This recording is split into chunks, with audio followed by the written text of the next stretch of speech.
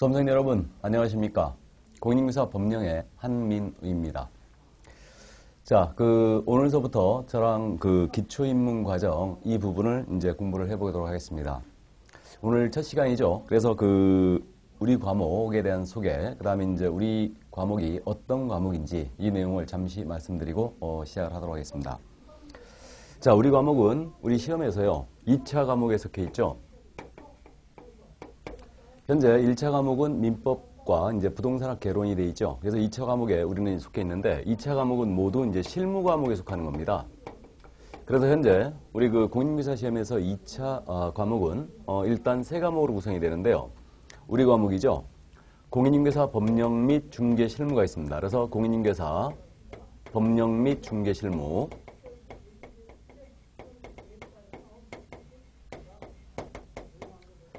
그래서 우리 과목이 있고요. 그 다음에 이제 공시법과 세법이 있습니다. 이 과목이 있고요. 다음에 이제 부동산 공법이 있죠. 그래서 이제 우리는 2차 과목에 속해 있는 과목으로서 그 첫 번째 공인중개사 법령 및 중개 실무로 구성이 된 법입니다. 그래서 우리 과목이 이제 2차에 일단 속해 있고요. 실무 과목에 속합니다. 그럼 우리 과목에 대한 소개는요, 이거는 이제 우리가 수업이 진행되면서 어느 정도 이해가 될 거거든요. 그럼 일단 테마가 우리 과목은 법령과 실무로 구성이 되어 있다는 걸 알 수 있죠. 법령과 실무로. 그래서 우리 과목은 크게 나누게 되면 법령과 실무로 나눠져 있습니다. 그래서 여러분들이 갖고 계신 자료도 현재 법령과 실무로 큰 테마는 이렇게 나눠져 있어요. 그럼 이 법령이라는 건 뭐냐면요. 이 법령이라는 것은 공인중개사 법의 내용을 공부하는 겁니다. 그래서 이걸 이제 법령이라고 이해하시면 되고요. 그래서 현재 지금 우리 시험 범위로 들어가 있는 이 법령의 구성은 일단은 우리 공인중개사 법이라고 있습니다. 그래서 공인중개사 법이라고 있고, 그래서 이제 변호사가 변호사법이 있듯이 우리는 공인중개사지 않습니까? 그러니까 공인중개사 법이 있는 거예요. 그럼 이 법이 국회에서 제정이 됩니다. 그러면 정부로 이송을 하고요. 대통령 공포하고 이 법을 시행을 하게 되는데, 이때 정부에서 법을 시행함에 있어서 필요한 사항들이 나옵니다. 그래서 대통령령 형식으로 정하는 게 있는데 그게 바로 시행령이에요. 시행령이라는 게 있고요. 그 다음에 우리 소관부처 장관령 형식으로 만드는 게 있습니다. 이것을 우리는 국토교통부죠. 그래서 소관부처가 그래서 국토교통부령이라 합니다. 그래서 국토부령 이게 있죠. 그래서 일단은 이게 법령이지 않습니까? 그래서 이제 법령 이렇게 부르는데, 근데 독특한 점이요. 우리 시험 범위에 공인중개사 법령 쪽에 지금 현재 들어가 있는 게 또 하나가 더 있습니다. 여러분들이 실거래가 신고제라고 들어보신 거 있죠? 그래서 이 실거래가 신고제가 있는데 이게 정식 명칭이 부동산 거래 신고제입니다. 그래서 부동산 거래 신고에 관한 법률이 있거든요. 그래서 부동산 거래 신고에 관한 법률 이게 있는데, 그래서 요 법의 내용도 사실은 우리 법령 파트에 같이 들어가 있죠. 시험 범위를 보면. 그래서 우리 현재 요 법령이라고 되어 있는 것은요, 큰 테마가 공인중개사 법령의 내용이 있고요. 그 다음에 또 하나는 부동산 거래 신고에 관한 법률. 그 다음에 이 법률도 마찬가지로 부동산 거래 신고에 관한 법률 시행령이 있고요. 시행규칙이 물론 있습니다. 그래서 그냥 부동산 거래 신고에 관한 법률 이렇게 부르도록 하겠습니다. 그래서 이렇게 구성이 돼서 이쪽에서 약 한 70% 정도를 우리 쪽엔 출제합니다. 법령 쪽에서.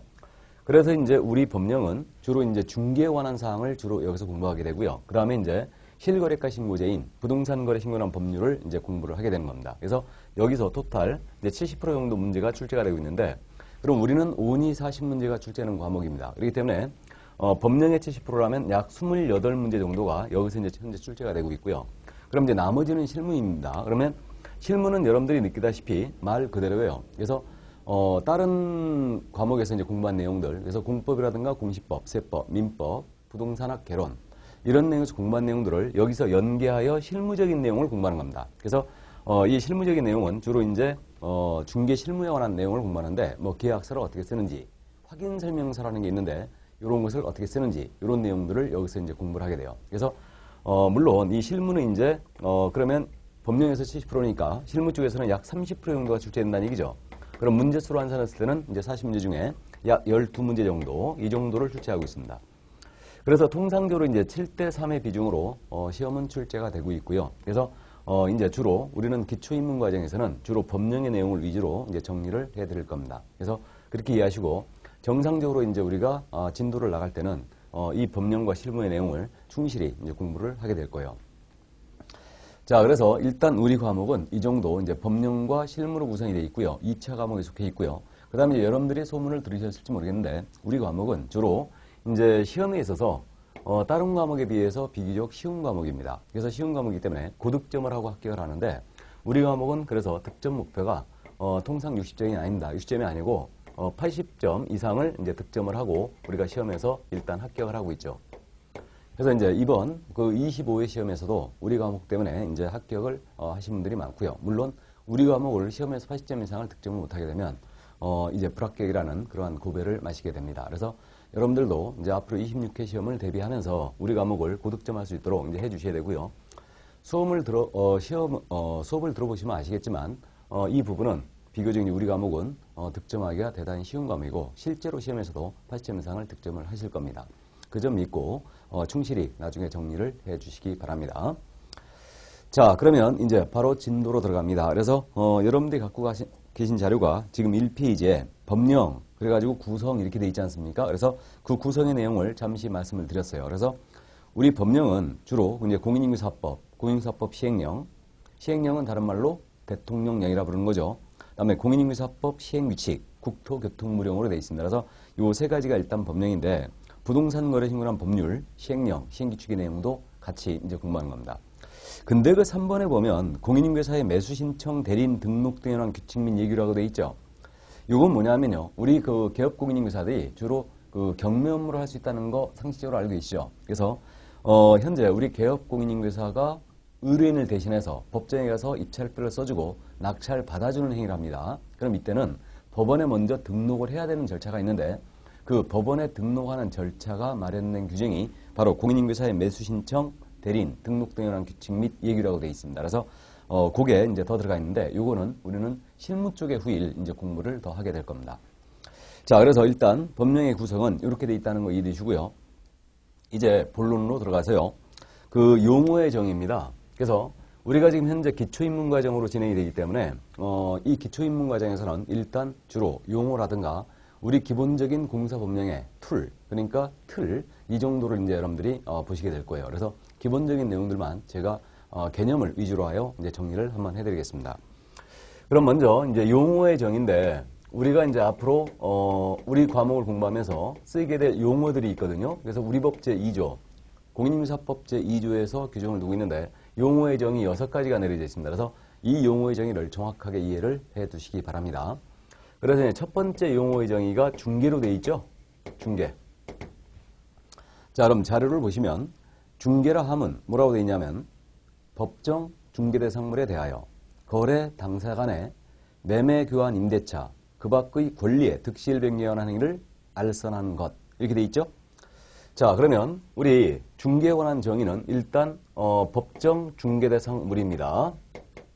그래서 우리 법에서 정해놓은 중개대상물이 있죠. 그래서 이제 잠시 후에 할 거고요. 이 법정 중개대상물에 대하여 거래 당사자입니다. 거래 당사자 간, 사고자 하는 자, 팔고자 하는 자, 세를 놓고자 하는 자, 세를 얻고자 하는 사이에 매매, 교환, 임대차, 그 밖의 권리의 득실 변경하는 행위죠. 이러한 행위를 알선하는 것을 말한다 그랬어요. 알선하는 것을 말한다. 그럼 이거 후일 우리가 이제 암기를 정확히 해줘야 되는데 중개라는 것을 한마디로 표현하면 어떻게 되느냐. 중개는 이렇게 5가지 물건, 법정 중개대상물에 대한 알선으로 볼 수 있죠. 그럼 의미는 우리 법정 중개대상물은 그 자료를 보시면 그 밑에 중개대상물 이렇게 돼 있죠. 그래서 중개대상물 이렇게 돼 있는데 중개대상물은 현재 5가지가 정해져 있어요. 우리 법 3조에. 그래서 그 5가지가 일단 토지라는 게 있고요. 다음에 건물이 있고 건물 그 밖에 토지의 영착물이죠. 그래서 토지와 건물로 이해하시면 되고요. 그 다음에 임목이라는 게 있습니다. 이건 이제 부동산학 개론 시간에도 들어볼 텐데 등기한 수목의 집단 이것이 임목입니다. 그 정도 이해하시고요. 다음에 공장재단이라는 게 있고요. 그 다음에 광업재단이라는 게 있습니다. 그래서 이 공장재단이라는 것은 공장을 운영하기 위한 제설비를 하나로 묶어 등기해 놓은 거예요. 이게 공장재단이고 광업재단이라는 것은 광물을 채굴하기 위한 제설비들을 하나로 묶어 등기해 놓은 거예요. 그래서 공장재단은 결국은 공장이란 개념과 틀린 개념입니다. 공장에 들어있는 그 설비들 모든 것들을 하나로 딱 묶어서 목록을 작성한 다음에 등기를 해놓은 거예요. 그럼 이제 저당권을 잡을 수 있게 되는데, 그래서 공장재단은 공장을 운영하기 위한 제설비를 하나로 묶어 등기한 것이다. 광업재단은 광물을 체결한 제설비를 하나로 묶어 등기한 것이다. 이것이 광업재단입니다. 그러면 중개라는 것은 이런 5가지 물건에 대하여 알선, 소개를 해주는 거예요. 당사자가 거래를 3자적 입장에서 도와주는 겁니다. 소개를 해주는 거다. 그래서 한마디로 표현하면 중개는 결국 이렇게 법정 중개대상물 5가지에 대한 알선이 바로 중개입니다. 그러면 법정 중개대상물이 아닌 것을 소개한다. 그러면 예를 들어서 세탁기 매매를 소개합니다. 그러면 이건 중개다 아니다? 중개 아니에요. 5가지 물건을 소개해야지 중개예요. 그러니까 세탁기 매매 소개는 중개 아닙니다. 다음은 자동차 매매를 소개한다. 역시 중개가 아닙니다. 중개상물이 아니죠. 그러니까 아닙니다. 그 다음에 소개하는 행위가 아닌 것도 중개 아니도. 그래서 소개는 제3자적 입장에서 당사자를 도와주는 행위예요. 이게 이제 소개니까. 그러면 예를 들어서 분양 대행을 해줍니다. 컨설팅을 해줍니다. 이건 소개하는 행위가 아니죠. 그러니까 이러한 행위들은 소개하는 행위가 아니니까 중개가 아니라는 거죠. 그래서 가볍게 그냥 이해합니다. 중개라는 것은 이렇게 5가지 물건에 대한 거래를 소개해 주는 거다. 이게 중개다. 이렇게 이해하시면 됩니다. 자, 그럼 2번 용어의 정의죠. 중개업입니다. 중개업은 중개를 업으로 하는 게 중개 아니겠습니까? 중개업 아니겠습니까? 근데 용어의 정의니까 정확하게 읽어보면요. 다른 사람의 의뢰에 의하여 여기서 끊어보시고 일정한 보수를 받고 여기서 끊어보시고 중개를 업으로 행하는 것. 이게 중개업이네요. 그러면 중개업은 정의가 일단 다른 사람의 의뢰가 있어야 돼요. 다른 사람의 의뢰 있어야 되고요. 그 다음에 일정 보수를 받아야 됩니다. 일정 보수를 받고 중개를 업으로 행하는 것이다. 이게 바로 중개업이죠. 그럼 중개업은 다른 사람 의뢰 일정 보수를 받고 중개를 업으로 행하는 것이다. 이게 중개업인데 결국 중개에 해당이 돼야지만 중개업이 되는 거 아니겠습니까? 그럼 업은 뭐냐? 업은 계속 반복적으로 수수료 받고 그 불특정 다수를 상대로 하여 영리성 있는 행위라는 게 업입니다. 그러면 결국은 한 번 정도 한 중개한 행위는 중개업이 될 수가 없어요. 그래서 이 중개업이라는 것은 결국 중개를 업으로 행하는 것이다. 그렇게 이해하시면 돼요. 그러면 이렇게 세탁기 매매 소개는 중개가 아니라고 그랬죠. 그러면 세탁기 매매 소개를 계속 반복적으로 수수료받고 했습니다. 중개업이 될 수 있나요? 될 수 없죠. 그 다음에 또 컨설팅을 계속 반복적으로 수수료받고 했습니다. 그렇다 하더라도 이건 중개 자체가 아니니까 중개업이 될 수 없죠. 그래서 중개업은 다른 사람 의뢰 일정 보수를 받고 중개를 업으로 행하는 것이다. 이렇게 이해하시면 되고요. 자, 그 다음에 이제 개업공인중개사 정의가 나와 있네요. 그럼 개업공인중개사는 이 법에 의하여 중개사무소에 개설 등록을 한 자 그랬죠. 개설 등록에 동그라미 쳐놓으시고요. 그러면 이제 개업공인중개사는 여러분들이 개설 등록만 기억하시면 되겠네요. 그래서 이 개업공인중개사가 종전에는 중개업자로 불렀던 거죠. 그래서 이제 26회에서부터 우리는 이 중개업자란 용어를 이제 삭제하고요. 개업공인사란 말로 통일합니다. 그래서 개업공인사라는 것은 이 법에 의하여 중개사무소에 개설 등록을 한 자다. 그래서 이 등록만 기억하셔야 돼요. 그래서 개업공인사는 등록을 한 자다. 이게. 그래서 이 등록이라는 것은 영업허가를 받는 겁니다. 그래서 영업허가를 받는 게 바로 등록이고요. 그러면 개업공인사는 이 법에 의하여 우리 공인중개사법에 의하여 등록을 한 자. 그래서 여러분들이 자격을 취득하는 주된 이유는 이 등록을 하기 위함이죠. 영업허가를 받는 겁니다. 그래서 그렇게 이해하시면 되고요. 자, 그래서 개업공인사 정의는 이 법에 의하여 중개사무소에 개설 등록을 한 자다. 이렇게 이해를 해주시면 되겠네요. 자, 그러면 이제 네 번째 정의로 갑니다. 네 번째 정의는 공인중개사 정의네요. 그래서 공인중개사는 이 법에 의하여 공인중개사의 자격을 취득한 자. 이렇게 돼 있죠. 자, 그러면 공인중개사 정의입니다. 그래서 이 공인중개사는 그야말로 말 그대로 우리 법에 의하여 공인중개사의 자격을 취득한 자. 그래서 왜 위해서 자격을 취득한 자는 공인중개사가 아닙니다. 그러니까 자격 취득을 동그라미 쳐놓습니다. 그래서 공인중개사 정의는 자격 취득에서만 기억한다. 여기까지만. 그래서 자격 취득만 나와야지 더 이상 말이 나오면 안 된다는 뜻입니다. 자, 그래서 공인중개사는 이 법에 의하여 자격을 취득한 자. 그러면 개업공인사는 누구라고요? 이 법에 의하여 중개사무소에 개설 등록을 한 자. 그렇게 이해하시면 됩니다. 자, 그 다음에 이제 소속공인중개사 용어의 정의가 있네요. 자, 그럼 소속공인사를 제가 읽어드리면 소속공인사는 개업공인중개사에 소속된 공인중개사. 그럼 소속된 다음 말에 끊으시고 공인인증사, 개업공인사인 법인의 사원 또는 임원으로서 공인인증사인 자를 포함한다. 로서, 여기서 이제 끊고요. 중개 업무를 수행하거나, 여기서 끊으시고, 개업공인사의 중개 업무를 보조하는 자를 말한다. 자, 그러면 우리의 소속 공인인증사는요, 이른바 이제 개업공인인증사에게 고용된 자들을 말하거든요. 그래서 소속 공인인증사라 함은 말 그대로 기억합니다. 개업공인인증사에게 고용이 된 거예요. 즉 소속이 된 겁니다. 소속된 공인인증사로서. 괄호 속에 있는 말은 일단 무시하시기 바랍니다. 그래서 소속된 공인인증사로서 중개 업무를 수행하거나 개업공인인증사의 중개 업무를 보조하는 자를 말한다. 그래서 이 중개 업무라는 거, 이 보조라는 것은 현장 안내라든가 일반 서무, 등기상 증명서를 띄웁니다. 이런 행위를 말하고요. 중개 업무라는 것은 이른바 핵심적인 중개 행위들을 말합니다. 그래서 핵심적인 중개 행위가 뭐냐면 중개 대상물에 대한 정보를 브리핑합니다. 이게 확인 설명이라고 하거든요. 확인 설명을 한다든가 또는 이제 계약서를 써줘야 되죠. 거래 계약서를 작성해 준다든가 그 다음에 요거 계약서 쓸 때는 확인 설명했던 내용을 문서로 작성해 주게 돼 있거든요. 이걸 확인 설명서라고 그래요. 그래서 요 확인 설명서를 작성 교부한다든가 이러한 행위. 그러니까 이런 게 핵심적인 중개 행위거든요. 그래서 이러한 행위를 우리 소속공사는 할 수 있다는 얘기예요. 그래서 우리 소속공사는 소속된 공인사로서 이러한 중개 업무를 수행하거나 그 다음에 개업공사의 업무를 보조하는 자를 말합니다. 그래서 이렇게 가볍게 이해를 해두시고요. 그 다음 마지막으로 이제 중개보조원에 대한 정의가 있습니다. 자, 중개보조원이 있는데 중개보조원 용어의 정의를 보면 공인인증사가 아닌 자로서 여기서 끊으시고 개업공인인증사에 소속되어 여기서 끊으시고 중개대상물에 대한 현장 안내 및 일반 서무 등 개업공사의 중개 업무 관련된 단순한 업무를 보조하는 자, 단순한 업무를 보조에 밑줄 그으시고요. 이거. 자, 그러면 우리 이제 중개보조원의 용어의 정의입니다. 중개보조원은 소속과 구분하기 위해서 일단 공인인증사가 아닌 자로서 이렇게 출발한다는 점을 명심하세요. 그래서 공인인증사가 아닌 자로서 그러나 개업공사에게 고용된 거예요. 고용이 돼요. 소속이 돼요. 중개대상물에 대한 현장 안내 및 일반 서무 등 개업공사 중개 업무 관련된 단순 업무를 보조하는 자다. 단순 업무 보조란 말이 꼭 나와야 됩니다. 그럼 우리 중개보조원에 해당하는 자는 중개 업무를 수행할 수 있어요? 없어요? 중개 업무 수행할 수 없죠. 근데 여러분들이 중개사무소 한 번쯤 가보셨는데 명함 받았을 때 중개보조원이라 찍힌 명함 받아보신 적 있나요? 없으시죠? 그래서 보조원이란 말이 어감이 상당히 안 좋습니다. 그렇기 때문에 실무적으로는 중개보조원은요. 실장이라는 용어로 많이 쓰고 있죠. 물론 소속공사인 실장도 계실 수 있습니다. 그러나 이제 대부분의 실장님들은 중개보조원에 해당하는 실장님이죠. 그러면 우리 실장님들은 중개 업무를 수행할 수 없네요. 즉 보조원에 해당하는 실장님은 중개 업무를 수행할 수 없죠. 근데 실무적으로 어떻게 해요?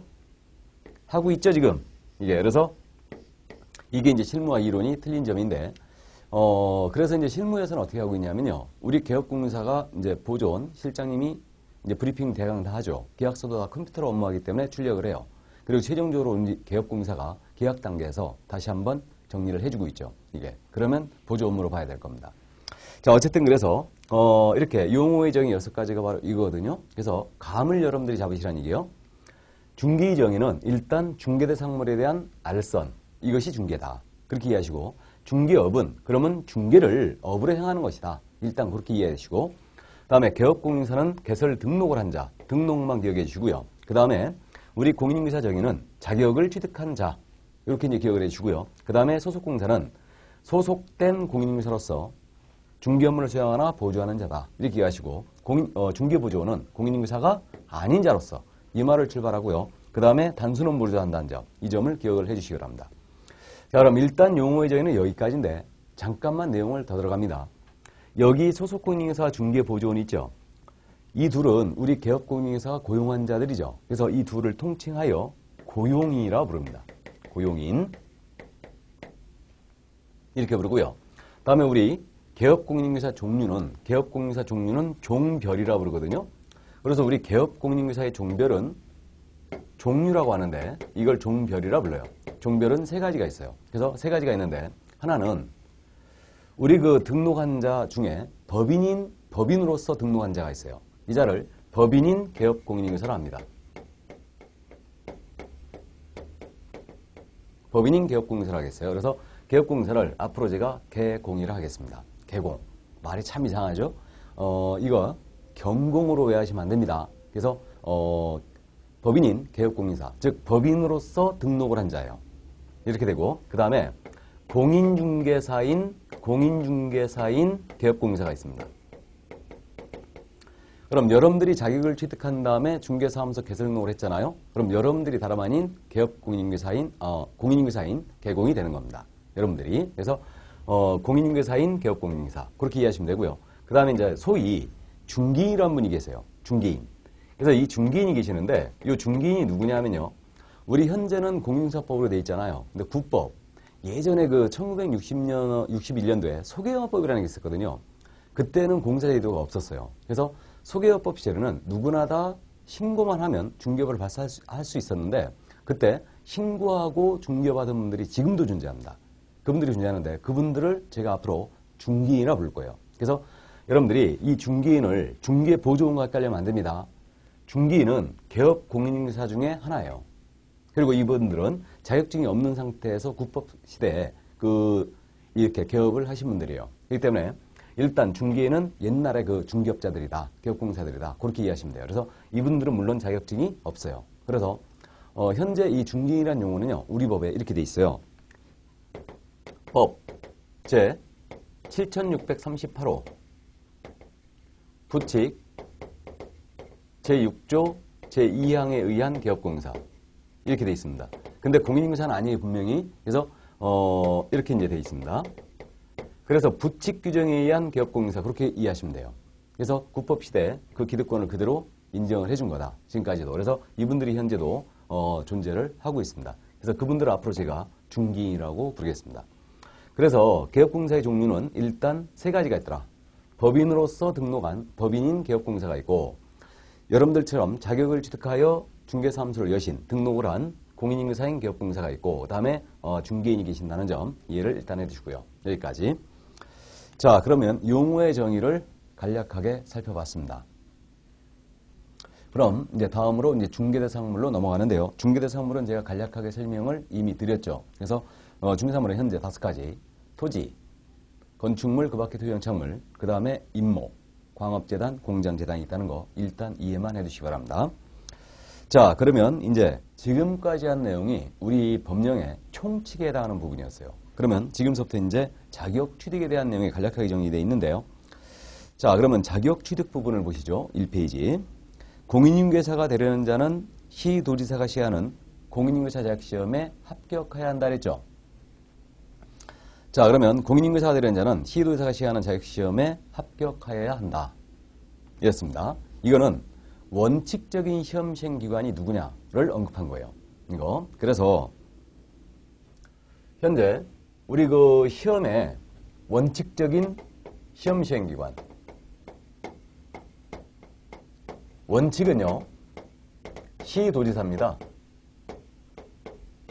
그래서 우리 자격시험의 원칙적인 시험 기관은 시도지사예요. 그래서 원칙적으로 이제 시도지사가 이제 시험 시행 기관이 됐고, 다만 시도별로 시험이 시행되면 시험 수준이 안 맞을 수 있죠.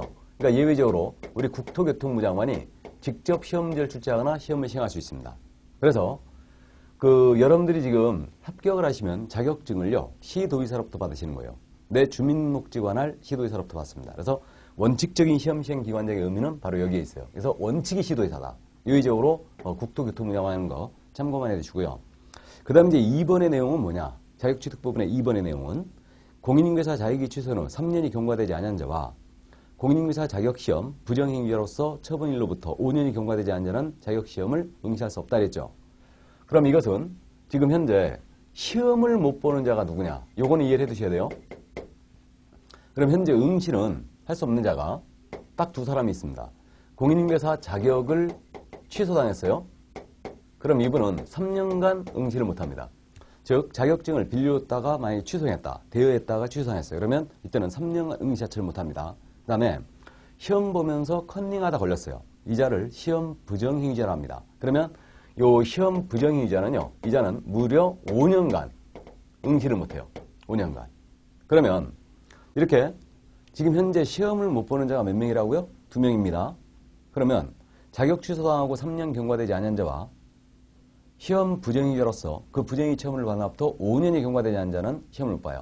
그럼 나머지는 다 볼 수 있다는 얘기죠. 그렇다면 미성년자 응시할 수 있나요? 응시할 수 있죠. 미성년자도 시험 볼 수 있다는 얘기예요.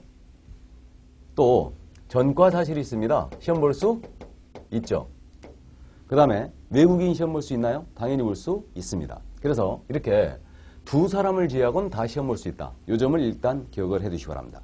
그래서 미성년자일지라도 자격을 취득할 수는 있어요. 다음에 전과 사실이 있더라도 자격을 취득할 수 있습니다. 아무 하등의 하자가 없죠. 그래서 거기까지 이해를 해두시기 바랍니다. 자, 그러면 이제 다음 순으로 넘어갑니다. 이제 자격을 취득을 했어요. 그럼 이제 자격을 취득했으면 중개사무소를 열어야 되겠죠? 그럼 중개사무소를 여는 게 뭐냐? 바로 등록이에요. 중개사무소 여는 게. 그래서 이제 그 다음에 개설 등록이 나와 있는 겁니다. 이게. 자, 그러면 그 1번이 있는데요. 1번을 제가 잠깐 읽어드리면 중개업을 영위하려는 자는 중개사무소, 법인에게는 주된 중개사무소, 주된 중개사무소는 본점을 얘기합니다. 법인의 본점, 이걸 주된 중개사무소라고 그래요. 그럼 법인은 주된 중개사무소를 두려는 지역을 관할하는 시장, 구가 설치되지 아니한 시시장과 특별자치도 행정시시장을 말하고요. 군수 또는 구청장, 이것을 등록관청이라고 부르는데 이 등록관청에게 중개사무소의 개설 등록을 해야 한다. 즉 사무소를 두려는 지역을 관할하는, 이랬죠. 그러니까 사무소를 두려는 지역을 관할하는, 여기에 미칠 것이고요. 자, 그럼 이제 우리가 자격을 취득했습니다. 자격을 취득했으니까 이제 중개사무소를 여는데 이것을 우리는 등록이라고 부른다. 그러면 이제 중개사무소 개설 등록을 하는 겁니다. 그럼 이때 지금 중개업을 영위하고자 하는 자, 이 자는 이 법에 따른 중개사무소의 개설 등록을 해야 된답니다. 그러니까 이 등록이라는 것은 일종의 영업허가를 받는 거예요. 이게 등록입니다. 그래서 여러분들이 자격을 취득하고 중개사무소 등록을 한다. 그래야지만 중개업을 할 수 있는 거예요. 자격을 취득했다 하여 바로 중개업을 할 수 있는 거 아닙니다. 즉 이 등록이라는 절차를 거쳐줘야 된다. 이게. 그래서 이게 바로 이제 등록입니다. 이게. 그러면 결국은 이 등록을 어디다 해야 되느냐 문제가 있는데 그 부분이 지금 1번에 언급된 거죠. 그래서 이 등록은 어디다 하게 돼 있냐면 이거는 이제 일정 서류를 갖춰야 돼요. 요건도 일부 갖춰야 됩니다. 그래서 갖춰서 이제 등록을 들어가는데 이 등록은 결국은 중개사무소 소재지 관할 시장, 군수, 구청장이 하는 거죠. 그래서 성남시 분당구처럼 일반시, 특별시나 광역시가 아닌데 일반 시임에도 구를 지역지에 있거든요. 그래서 우리는 그 등록관청은 무조건 구청장이 있으면 구청장이 등록관청이에요. 그래서 사무소 소재지예요. 공인중개사의 주소지가 아닙니다. 그 다음에 시군구청장 그랬는데 그럼 시군구 할 때 이 시장은 특별시나 광역시가 아닌 시시장을 말하는 거죠. 그래서 시도지사 할 때 지금 여기서 시도지사 할 때 요 시장은요 특별시나 광역시장을 말하는 겁니다. 근데 여기서 지금 시군구청장 할 때 요 시장은 특별시나 광역시가 아닌 시시장을 말하는 거예요. 그래서 이렇게 시군구청장이라고 하고요. 사무소 관할 시군구청장이 등록관청이고 여기다가 등록을 하는 겁니다. 여기다가. 그래서 여기다 이제 등록을 우리는 들어간다. 그렇게 이해를 해주시면 되고요. 자, 그러면 이제 이렇게 이제 등록을 해야지만 중개업을 할 수가 있는 거죠. 이렇게 되고요. 그럼 등록을 하지 않으면 중개업을 해서는 안 된다는 얘기예요.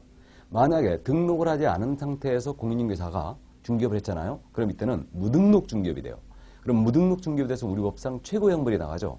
3년 이하의 징역 또는 2천만 원 이하의 벌금에 처하게 되어 있습니다. 그 점 일단 참고해 두시고요. 그 다음 이제 2번에 있는 내용인데 2번은 공인중개사, 소속공사 제외하고요. 공인중개사 또는 법인이 아닌 자는 중개사무소의 개설 등록을 신청할 수 없다 그랬죠. 그러니까 현재 등록을 할 수 있는 자는 누구냐면 두 사람으로 분류돼요. 그래서 개인의 경우는 공사협정이 반드시 있어야 돼요. 그래서 공인중개사 또는 법인이 아닌 자는 중개사무소의 등록을 신청할 수 없습니다. 그래서 자연인의 경우, 개인의 경우는 반드시 공사협정이 있어야 되고요. 그 다음에 법인은 일정 요건을 갖춰야지 등록할 수 있죠. 그래서 현재 등록하는 자는 자연인은, 개인은 자격증이 반드시 있어야 되고 법인은 일정 요건을 갖춰야 된다. 근데 거기 가로 속에 소속공사는 제외한다고 그랬죠. 그럼 이 말이 무슨 말이냐? 그 소속 공인중개사는 등록을 신청할 수 없습니다. 그러면 소속공사는 등록을 할 수가 없는데 이건 무슨 뜻이냐? 이게 중개사무소거든요. 여기에 우리 개업공인중개사가 자격을 걸고 중개사무소 등록을 했어요. 그럼 등록한 분을 누구로 한다고요? 개업공인중개사죠. 이렇게 부르고 있고, 그럼 이분이 이제 직원을 고용해야 되죠. 그러면 자격증이 있는 직원을 뭐라 한다고요? 소속 공인중개사예요. 그러면 우리 B가 소속 공인중개사로 이제 고용이 돼 있네요. 그다음 이제 C는 자격증이 없는 직원이에요. 그럼 이 자를 뭐라 한다고 부르는 중개 보조원이라고 부르죠. 이렇게. 그래서 지금 우리 소속 공인중개사는 등록을 할 수 없다고 했어요. 이건 무슨 얘기냐면요. 소속 공인중개사란 내가 자격증이 있잖아요, 지금. 근데 직원으로 근무하고 있죠. 그럼 이분은 이 소속 공인중개사 직을 그만두지 않고는 직이 있는 상태에서 소속 공인중개사로 근무하고 있는 상태에서 등록을 할 수는 없습니다. 이것을 이중소속금지라고 그래요. 그래서 한 중개사무소에 근무했잖아요. 그럼 다른 개업공사에 다시 소속공사가 될 수 없습니다. 이른바 속된 말로 우리 중개업에 종사하는 자, 우리 개업공사도 마찬가지고요. 소속공사도 마찬가지고 중개보조원도 마찬가지인데 이들은 한 중개사무소에 근무하고 있다면 다른 중개사무소에 또 근무할 수 없습니다. 이걸 이중소속금지라고 해요. 그렇기 때문에 이중소속이 전면적으로 오르는 이른바 양다리 걸치는 게 금지가 되어 있기 때문에 소속공사는 직을 사임하지 않고는 등록을 할 수가 없습니다. 그래서 소공사를 제외한다. 이 말이 바로 그 뜻이에요. 그래서 그렇게 이해하시면 되고요. 그 다음에 이제 3번 내용인데요. 결격사유자. 미성년자 징역형의 집행종료 3년이 경과되지 아니한 자는 개설 등록을 할 수 없다 이랬죠. 그럼 이건 그 얘기입니다. 그러면 모두가 등록을 할 수 있는 게 아니에요. 기본적으로 자격을 취득해야 되죠.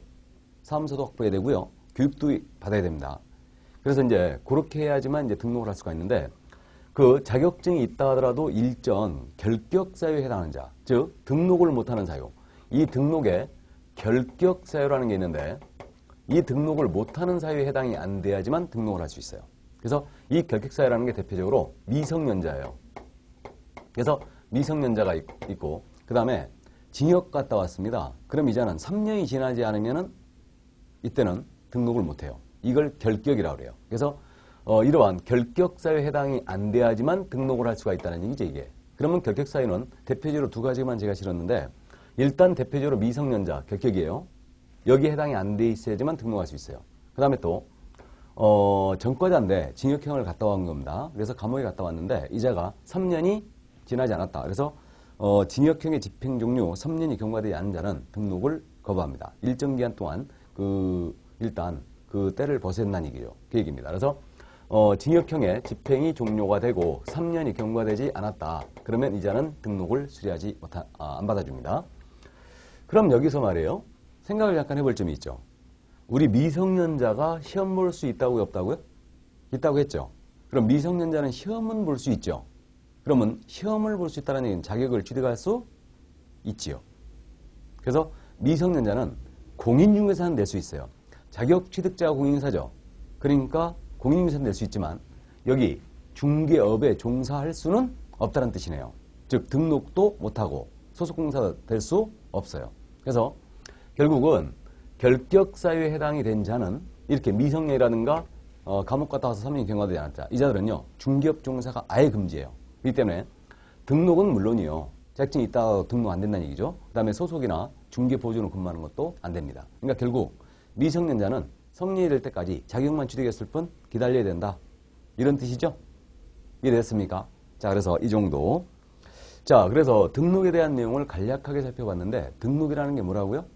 자격을 취득하고 영업허가를 받는 거예요. 이게 이제 등록이고 그럼 등록 어디다 한다고요? 중개사무소 소재지관할 시군구청장에 들어갑니다. 그래서 구청장이 있으면 무조건 구청장에게 등록을 들어가면 돼요. 이렇게 되고요. 이때 그 공인중개사나 법인에 하나여 등록이 되는 거고요. 소속공사는 등록할 수 없는 겁니다. 그 다음에 등록을 하자면 이때는 일정 결격사유라는 거 해당이 안 돼 있어야 되죠. 이 정도. 자, 그러면 그 정도 이해를 해두시고요. 이제 넘어갈까요? 자, 그러면 이제 다음 페이지로 넘어갑니다. 이제 이 페이지로 넘어왔어요. 그래서 이제 등록의 절차에 대한 내용을 정리를 한번 해봤습니다. 그래서 이건 이제 영업허가를 받는 거라고 그랬는데 이 등록의 절차는 일단 참고사항으로 기억하려고 애쓰시지 말고요. 아, 이렇게 되는구나 라고만 이해하세요. 그럼 일단 등록 기준을 갖춰요. 그러니까 등록을 하자면 등록 기준을 갖춰야 될 겁니다. 그러니까 자격을 취득하고 교육도 받고 중개사무소 확보하고 결격에 해당이 안 돼 있어야 돼요. 그러면 등록을 이제 신청을 해요. 그럼 이에 대해서 우리 등록관청이 검토하겠죠. 검토하고 요건에 확인을 해요. 중개사무소 나가서 봅니다. 그 다음에 이제 신원 확인도 다 합니다. 그런 다음에 기준에 적합하면 등록을 통지해줘요. 그럼 이때 신청한 날로부터 통지는 기한이 있겠죠. 요건 7일이에요. 그래서 이제 등록 신청하면 7일 내 등록을 통지를 해줍니다. 그래서 등록이 됐다고 이제 통지를 해주는데 이 등록 통지가 등록이 되는 거예요. 이제 등록이 되는 겁니다. 그러나 이때 자격증, 등록증 주지 않습니다. 중개사무소 그런 거 안 주고요. 그 등록증은요. 일단 개업공인중개사의 손해배상 책임을 보장하는 조치, 즉 보증입니다. 보증을 설정하여 신고해야 돼요. 그래서 보증 설정하여 신고하면 이 사항을 확인하고 지체 없이 등록증을 교부해줘요. 그러니까 등록 통지 때는 그냥 알려만 주는 거예요. 당신 등록번호가 몇 번이다. 이렇게 알려만 주는 거고요. 그런 다음에 이제 보증을 설정하여 신고 들어가요. 등록관청에 신고 들어가면 이걸 확인하고 손해배상 책임을 보장하는 조치죠, 이게. 그래서 개업공인사가 업무를 하다가 의뢰인에게 손해 입힌 거예요. 그럼 이제 손해배상 책임을 지겠죠. 근데 이자가 손해배상을 안 하고 도망간 겁니다. 그럼 의뢰인이 피해를 입더라. 그러니까 이렇게 보증을 설정하여 신고하게 해놨고요. 그럼 보증 설정 신고 들어가면 이 사항을 하기로 이제서야 증을 주는 거예요. 이거. 그런 다음에 이제 업무를 개시하면 되죠. 이렇게. 그래서 이런 식으로 진행이 되는데 이때 업무를 개시하기 전에 할 일이 한 가지 더 있거든요. 우리 개업공사는 도장을 많이 찍는 게 좋죠. 왜? 도장을 찍어야지만 보수가 나오니까. 그러면 이거 업무를 개시하기 전에 도장이라는 걸 등록해야 되는데 이 도장 등록을 우리는 뭐라 하냐면요. 인장 등록이라고 해요. 그래서 인장을 등록을 해줘야 되는데 이 인장 등록은 언제서부터 할 수 있냐면요. 등록 신청과 같이 할 수 있어요. 그래서 등록 신청할 때 함께 인장을 등록할 수 있는데 이때 등록을 안 했다면 업무를 개시하기 전까지 인장을 등록해주면 되는 것입니다. 이렇게. 그래서 절차는 일단 이렇게 되는다는 점 일단 참고만 해두시기 바랍니다. 자, 그러면 등록의 절차를 간략하게 살펴봤습니다. 자, 그러면 이제 사무소 운영으로 넘어가겠습니다. 사무소 운영 2페이지예요. 자, 그럼 이제 우리가 자격을 취득했고 등록을 했죠. 그럼 이제 사무소를 연 거예요. 그럼 이제 사무소 운영에 대한 부분을 우리가 이제 보는 겁니다. 그래서 그 다음이 바로 이제 사무소 운영 그렇게 이제 나오고 있는 거죠. 자, 그럼 이제 사무소 운영에 대한 부분으로서 중개사무소가 가장 먼저 나왔네요. 그러면 지금 현재 이 1번의 내용이죠. 개업공인중개사는 그 등록관청의 관할구역 안에 중개사무소, 건축물 대장이 지은 건물일 것, 중개사무소를 2대, 한 개의 중개사무소만을 둘 수 있다. 단, 법인인 개업공사는 등록관청에 신고하고 그 관할구역 외의 지역에 분사무소를 둘 수 있다 그랬네요. 그럼 이제 우리가 등록을 했어요. 그러면 이제 사무소 운영에 대한 부분인데 이때 중개사무소에 대한 부분이거든요. 그럼 우리가 중개사무소를 지금 등록 전에 미리 갖추게 돼 있는데 이때 사무소 설치 기준은 어떻게 돼 있냐면 중개사무소 설치 기준은 건축물 대장에 기재된 건물의 확보함을 원칙으로 합니다. 그래서 건축물 대장에 기재된 건물에 중개사무소 확보해야 되기 때문에 무허가 불법 건축물, 컨테이너 사무소, 가설 건축물 다 안 돼요. 그래서 건축물 대장 기재 있어야지만 이게 원칙이다. 이게 그래서 이렇게 돼 있어야 되고요. 그럼 사무소는 어떻게 돼 있나 설치를 등록관청의 관할구역 안에 등록관청 관할구역 안에 중개사무소를 2대 한 개만 둘 수 있으면 원칙이에요. 그래서 이것을 1등록 1사무소 원칙이라고 해요. 그러니까 등록이 하나면 사무소도 하나야 됩니다. 우리는 전문 자격증이기 때문에 일신연속성이 있어요. 그러니까 등록이 영업허가라고 그랬지만 이거는 내가 영업이 잘 된다 하여 저기에다 지점을 또 두고 막 그럴 수 없습니다. 우리는 자격증이 하나 되듯이 우리는 등록이 하나면 사무소도 하나야 돼요. 이게 다만 유일하게 2개의 사무소 이상을 둘 수 있는데 2개 이상을 둘 수 있는 데가 법인이에요. 법인. 그래서 1등록 1사무소 원칙에 대한 유일한 예외가 우리 법인인 개업공사예요. 그래서 법인인 개업공사는 등록관청에 신고하고 그 등록관청 관할구역 외의 지역이죠. 그러니까 주된 사무소가 있는 그 등록관청 주된 사무소 외의 지역에 분사무소를 둘 수 있어요. 이 분사무소는요. 법인의 지점을 말합니다. 그래서 법인만 유일하게 분사무소 둘 수 있죠. 그래서 이렇게 법인이 아닌 개업공사, 즉 공인중개사인 개업공사나 중개인은 반드시 사무소가 하나 해야 되죠. 그럼? 근데 법인만 유일하게 지점에 해당하는 분사무소를 둘 수 있을 뿐이에요. 이게 그래서 여기까지 사무소 참고해 두시고요. 그 다음 이제 2번의 내용은 뭐냐? 개업공인중개사는 그 업무의 효율적 수행을 위하여 다른 개업공사와 중개사무소를 공동으로 사용할 수 있다 이랬어요. 다만 개업공사가 업무의 정지 기간 중에 있는 경우에는 그러하지 아니하다. 자, 이것을 우리는 이제 공동사무소라고 부릅니다. 즉, 예를 들어서 이게 중개사무소인데요. 여기 A 개업공사가 있거든요. 근데 B 개업공사가 또 있네요. C도 있고 D도 있고. 즉, 개업공인중개사는 업무의 효율적 수행을 위하여 사무소를 다른 개업공사와 공동으로 사용할 수 있어요. 이거. 그래서 이걸 갖다가 우리는 공동사무소라고 실무적으로 부릅니다. 이게 이제 법원 앞에 하면 합동법률사무소와 유사한 제도거든요. 그래서 합동법률사무소와 유사한 제도인데 우리는 이거 공동사무소 제도를 운영하고 있죠. 그래서 이렇게 사무소를 개업공사가 여러 명이 같이 쓴다. 즉 2인 이상 있으면 공동사무소가 되는 겁니다. 그러면 이거 설치에 대한 제한이 전혀 없어요. 수십 명이 모여서 상관이 없고요. 그 다음에 또 개업공사의 종별이 달라도 상관이 없어요. 법인과 개인도 같이 사무소를 쓸 수 있습니다. 이게. 그러면 이렇게 사무소를 공동사용했을 때 우리 법상 주어진 특혜가 있느냐? 특혜? 전혀 없죠. 그래서 사무소만 같이 쓸 뿐 모두 각자 다 이행해요. 그래서 A, 보증설정, 인장록 다 따로, B도 인장, 고용인 고용도 따로, 명칭 사용도 다 따로 해야 돼요. 그래서 어떠한 특혜도 없습니다. 즉 이것을 개별적으로 우리는 운영해야 된다. 이렇게 부르고 있죠. 어떠한 특혜도 없어요. 그래서 다만 종전에 이걸 이제 어떠한 특혜도 없기 때문에 악용만 해왔기 때문에요. 지금 현재 단서 규정이 신설된 거예요. 그래서 이겁니다. A가 혼자 쓰고 있는 중개사무소인데 이 A가 영업정지를 먹었어요. 영업정지를 우리는 앞으로 뭐라 부를 거냐면 업무정지라 불러요. 그래서 A가 업무정지를 먹었잖아요. 그럼 업무정지 기간 중인 사무소에다 대고요. 여기다 등록을 하거나 중개사무소 이전을 하는 거예요. 이름으로써 공동사용할 수 없습니다. 이거는. 그러니까 무슨 얘기냐면 A가 중개업을 하고 있는데 이자가 업무정지 먹은 거예요. 그러면 이자가 영업을 못하잖아요. 지금. 그러니까 비공인인증서로 하여금 여기다 대고 등록을 하고 중개업을 할 수 있게 하는 거죠. 그리고 자기는 이거 커피만 마시러 맨날 출근하는 거예요. 일할 출근하면 안 되고 업무정지 먹었으니까 이렇게 되는데 그래서 이런 식으로 악용을 해오니까 이걸 차단시키기 위해서 업무정지 기간 중인 사무소와는 사용을 공동사용할 수 없어요. 다만 A가 이미 같이 쓰고 있다가 혼자 업무정지 먹었다. 그럼 B, C, D는 영업 계속 할 수 있겠죠. 근데 A가 혼자 쓰다가 업무정지 먹었는데 다른 사람이 여기다 등록을 하거나 중개사무소 이전 신고 여기다 대고 할 수 없다는 얘기예요. 이게. 그래서 업무정지 중개 기간 중인 이 개업공사와는 사무소를 공동 사용할 수 없습니다. 그게 단서예요. 그래서 그 정도 이해만 해두시고요. 그 다음 이제 3번의 내용이 뭐라고 되어 있냐면 개업공사는 중개사무소를 이전한 때는 이전한 날로부터 10일 내에 등록관청 이전 사실 신고하라고 했죠. 자, 그러면 이제 이 중개사무소를 옮겼습니다. 그래서 A가 쓰고 있는 이 중개사무소를 다른 곳으로 이제 옮기는 거예요. 옮기면 이전 신고를 하셔야 돼요.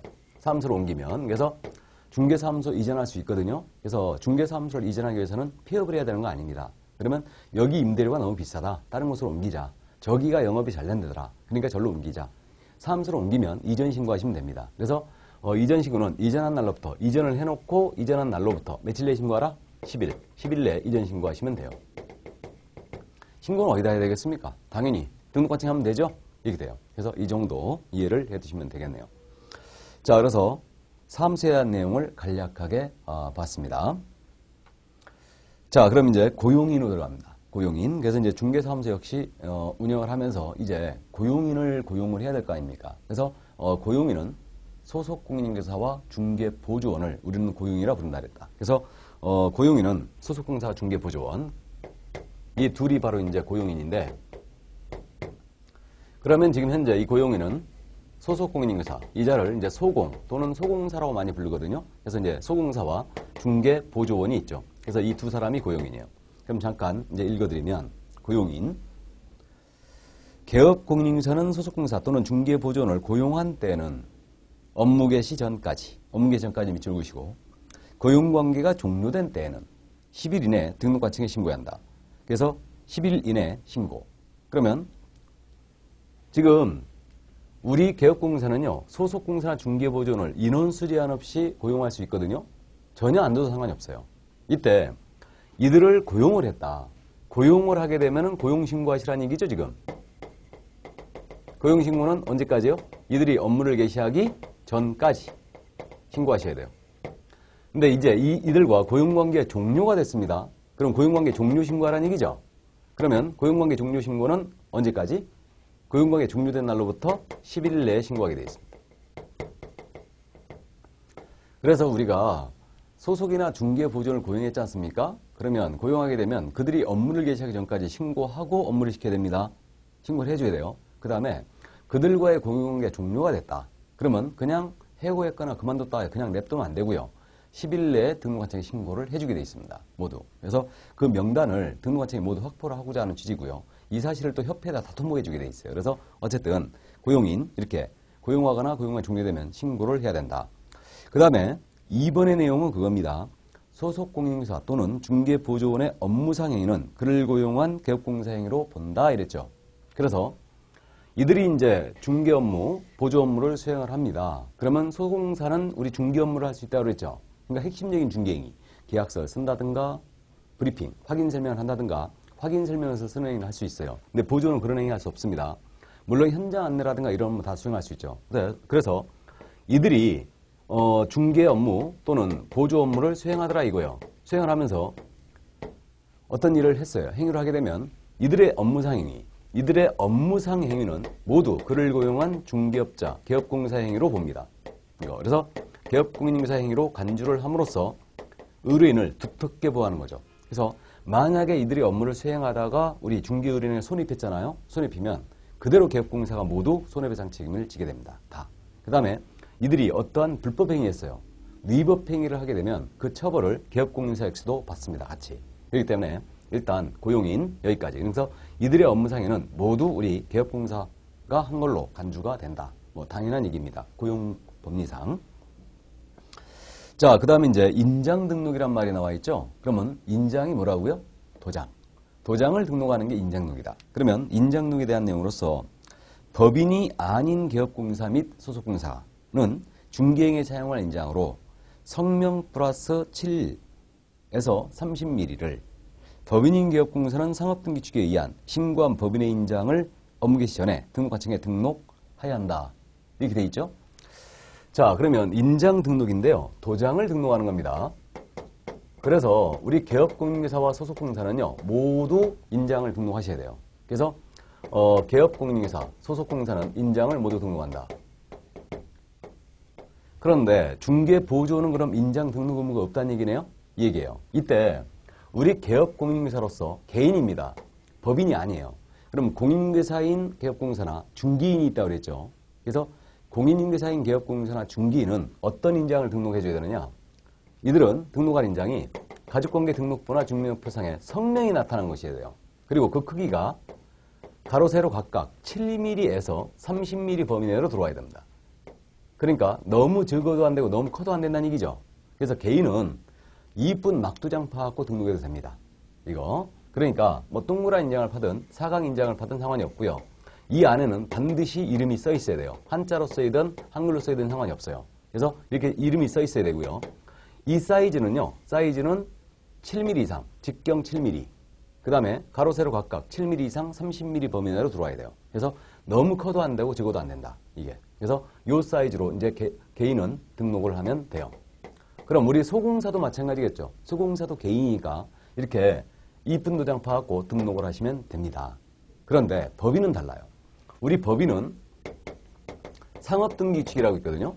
그 상업등기규칙이 있는데 이 상업등기규칙에 따라 신고한 법인의 인장을 등록하게 돼 있어요. 이게. 그럼 상업등기규칙에 따라 신고한 법인의 인장이 뭐냐? 이거는 법인인감도장을 말해요. 그래서 법인은 그냥 막도장 등록하면 안 되고요. 그 법인인감도장을 등록을 해 주셔야 됩니다. 이거를. 그럼 여러분들이요. 상식적으로 우리 개인들은 인감도장 있잖아요. 그럼 인감도장은 어디다 등록하나요? 우리 개인들은 인감도장을 신고를 동사무소 신고하고 있죠. 물론 지금은 서명날인 받고 있는데 그렇게 이제 개인은 그래서 막도장, 이입분 도장 받고 등록을 하면 됩니다. 다만 규격, 성명이 나타나 있어야 되고 7mm, 30mm 범위 내에 사이즈해야 됩니다. 근데 법인은 등기소에 인감도장을 신고하죠. 그러니까 등기소에 신고된 법인의 인감을 등록을 하도록 되어 있습니다. 그래서 일단 거기까지. 자, 그럼 우리는 인장등록을 언제까지 해야 되느냐? 이건 업무 개시 전까지죠. 다만 등록 신청을 하면서 같이 할 수 있습니다. 그 다음에 소공사에 대한 고용시험하면서 같이 할 수 있는데 이건 참고사항이고요. 어쨌든 인장을 다 등록하는데 개업공인인사와 소공이 등록한다. 보조는 인장등록 대상이 아니에요. 그래서 일단 그 정도 이해를 해두시면 되겠네요. 자, 그 다음에 이제 게시와 명칭이란 말이 나와 있죠. 게시 명칭. 그래서 이제 중개사무소를 운영하면서 사무소 안에 게시해야 될 게 있어요. 그게 바로 이제 1번이죠. 그래서 개업공사는 사무소 안에 중개사무소 등록증, 다음에 자격증, 원본들 게시해야 돼요. 그 다음에 중개보수액표, 그 다음에 부중관계증서를 게시를 해놔야 됩니다. 그래서 4가지가 게시가 되어 있습니다. 그래서 이렇게 이제 사무소가 있으면 이 사무소에는 4가지가 게시되어 있습니다. 등록증 원본이고요. 자격증 원본이고요. 그 다음에 중개보수 한도액표와 보증관계증서 4개가 게시가 돼 있어야 돼요. 그래서 중개사무소 보면 벽에 4가지가 게시가 다 돼 있죠. 이게. 자, 그 다음에 이제 2번은 명칭에 대한 부분이거든요. 그럼 명칭이란 말은 상호를 정할 때 정해져 있어. 우리는 상호를 함부로 정하면 안 됩니다. 그래서 꼭 들어가야 될 말이 있다는 얘기죠. 그래서 2번이 바로 그거예요. 그래서 개업공사는 그 사무소의 명칭에 공사사무소 또는 부동산 중개란 문자를 사용해야 한다 그랬죠. 그래서 우리 개업공사는요, 이제 사무소 상호를 정하는 거예요. 그래서 이 사무소의 상호를 정할 때, 명칭을 정할 때는요, 둘 중에 한 가지 말이 꼭 들어가야 돼요. 그래서 공인중개사 사무소 또는 부동산 중개란 문자가 포함이 돼 있어야 돼요. 둘 중에 하나가 이렇게 들어가 있어야 됩니다. 둘 중에 하나는. 근데 이제 3번의 내용이죠. 개업공인인사가 5개 광고문을 설치합니다. 5개 광고문을 설치하는 경우는 중개사무소 등록증에 표기된 개업공인사의 성명을 표기한다 그랬죠. 그러면 이번에는 5개 광고문은 간판을 말하거든요. 그럼 개업공사가 간판을 설치할 때는 등록증에 표기된 자신의 성명을 꼭 쓰래요.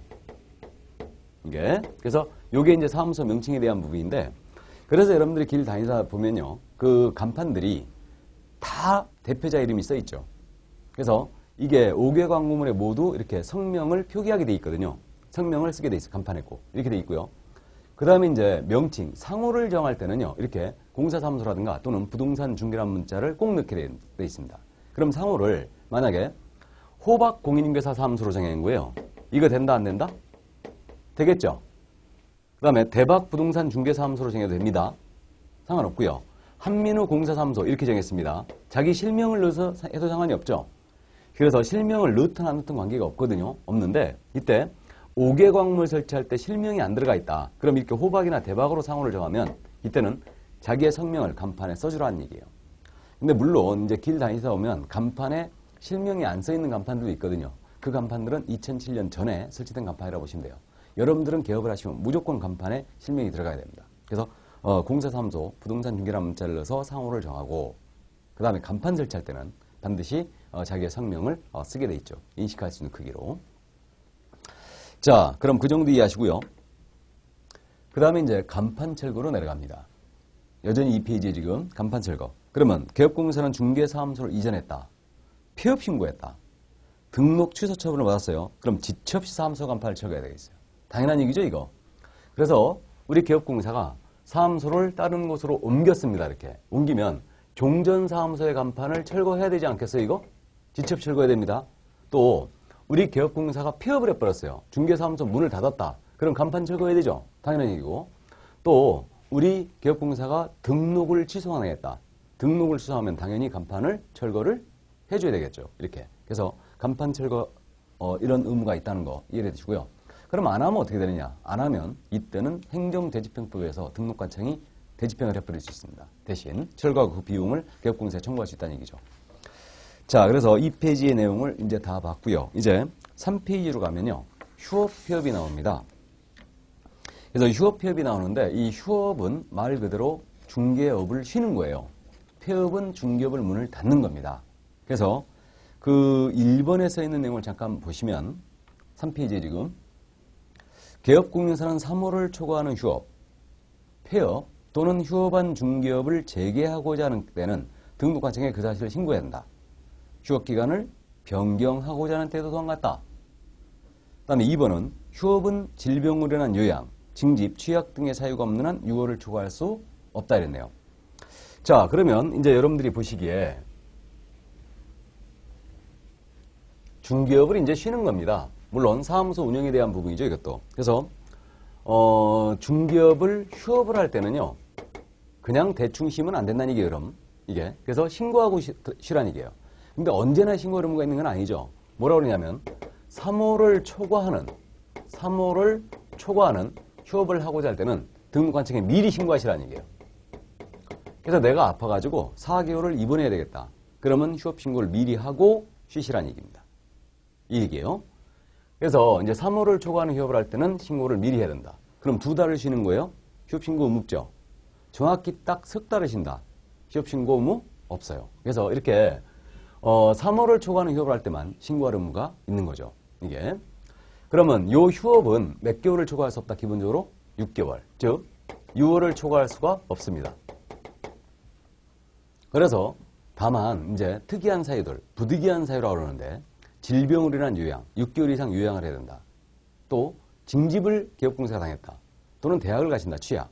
이러한 부득이한 사유가 있으면 6월을 초과하는 휴업이 돼요. 단 원칙적으로 휴업은 6월을 초과할 수 없습니다. 그래서 3월 초과 시에는 휴업 시에는 미리 신고해야 되고요. 그 다음에 6월 초과할 수가 없다. 원칙적으로. 그 다음에 요 휴업 기간을 변경할 수도 있습니다. 그래서 기간 변경할 수 있는데 그래서 최초에 4개월 쉬겠다고 휴업 신고했는데 만약에 한 달 더 쉬어야 되겠다. 그러면 미리 신고하면 돼요. 이것도. 기간 변경 신고죠, 이게. 그 다음에 휴업한 중개업을 재개하고자 한다. 그럼 재개 신고도 하셔야 되거든요. 그럼 이 재개 신고도요. 미리 하셔야 됩니다. 그래서 이 재개 신고는 나중에 이제 하게 되면 우리가 휴업 신고할 때 원래 등록증 반납하게 돼 있거든요. 그럼 재개 신고 들어가잖아요. 그럼 등록증을 즉시 반환해 줍니다. 이게. 그래서 일단 이렇게 되고요.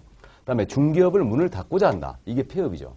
그럼 폐업을 하고자 할 때도 미리 등록증 첨부하여 신고해놓고 폐업 들어가야 돼요. 그래서 문 닫아놓고 폐업 신고하는 거 아니에요.